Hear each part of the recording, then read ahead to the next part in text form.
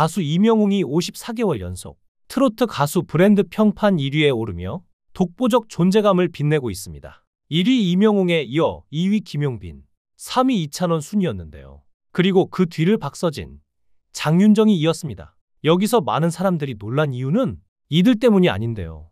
바로 이 사람의 존재 때문이었습니다. 10위 안에 손비나가 들어갔기 때문이죠. 무려 9위라는 것인데요. 8위로 남진, 10위로 나훈아가 있으니 손비나가 9위라는 것에 많은 분들이 놀랐습니다. 특히 손비나는 우승 최근에 미스터트롯 3에서 우승한 김용빈이나 현역가 왕 시즌2에서 우승한 박서진과 달리 우승자 출신이거나 인지도를 확 얻은 케이스가 아니기에 많은 분들이 놀란 부분이 있을 텐데요. 사실 많은 분들이 알지 못하겠지만 손비나는 미스터트롯 1, 2, 3 시즌에 모두 도전한 데뷔 8년차 현역입니다. 지리산 자락 경남 하동군 악양면에서 나고 자란 손비나는 종일 트로트를 들으시는 할머니와 아버지의 영향으로 자연스레 노래에 빠져들었지만 직업으로 꿈꾸진 못했는데요. 손비나는 연암공대를 졸업한 후 경남 진주의 자동차 부품 공장에 취직했습니다. 프레스 기계에 볼트를 하나씩 넣는 작업이었는데 1일 3교대 근무에 너무 피곤했던지 어느 날 실수로 볼트 2개를 넣어 대형 사고가 날 뻔했다는데요. 이후 공장을 그만두고 공무원 시험을 준비하다가 진짜 하고 싶은 게 뭐냐는 아버지 말씀을 듣고 그 길로 가수 도전에 나섰죠. 2017년 청소년 트로트 가요제 대상을 받고 이듬해 앨범을 내 데뷔했는데요.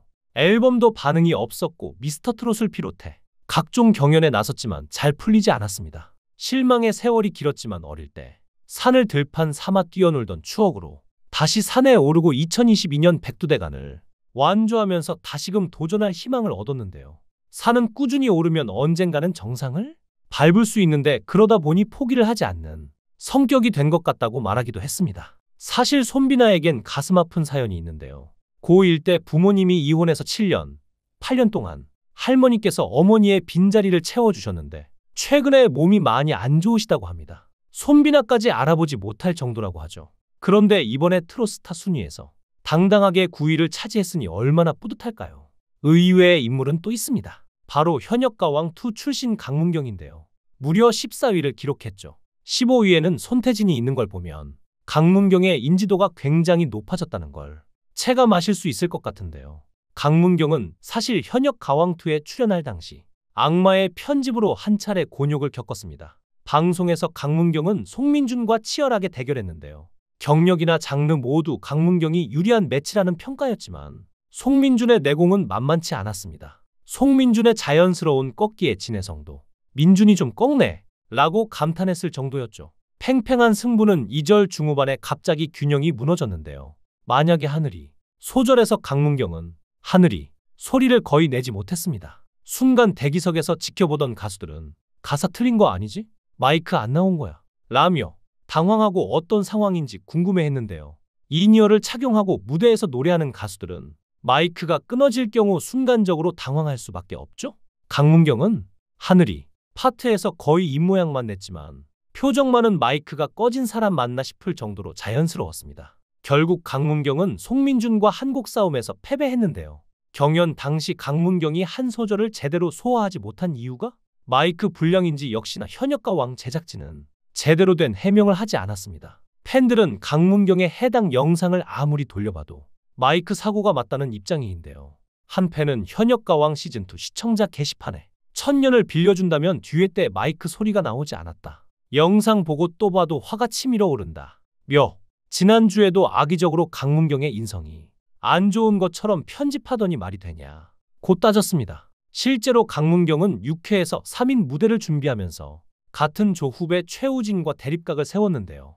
즉흥적으로 부르자는 최우진의 강문경은 박자를 맞춰야 한다 고 맞서다 결국 욱해서 연습실을 나가버렸죠. 강문경은 이후 화면에서 화내서 미안하다. 내가 참았어야 하는데 라고 최우진의 사과하는 장면이 나오며 끝이 났는데요.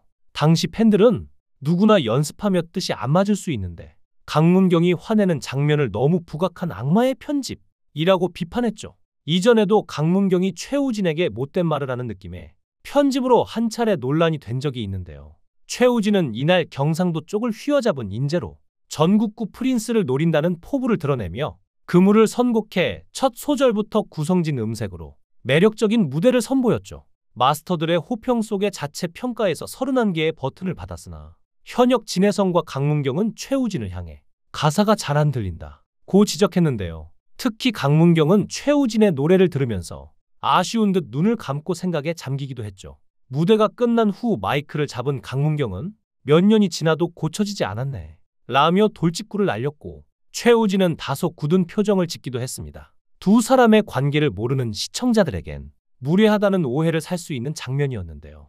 사실 강문경과 최우진은 평소에도 친하고 음악에 대해 조언을 구하는 형 동생 하는 사이입니다. 강문경은 최우진에게 예선 이후 경연들이 워낙 치열하니까 자극을 주고 싶어 말한 것이었는데요. 강문경 자신 역시 오랜 무명을 겪은 만큼 최우진이 이번 현역가왕2를 통해 대세 트로트 가수로 자리매김했으면 하는 바람을 갖고 있었기 때문이죠. 최우진 역시 강문경과 함께 트롯신이 떴다에 출연해 최종 6인에 선정됐을 만큼 실력자인데요. 2016년에 데뷔했지만 이렇다 할 히트곡 없이 아직까지도 힘들어하는 동생을 위한 쓴소리였던 것입니다. 하지만 현역가왕 제작진 측은 이런 점은 부각하지 않고 계속 강문경의 인성에 문제라도 있는 것처럼 강문경을 향한 악마의 편집을 계속했지만 시청자들에게 진심은 통하기 마련이죠.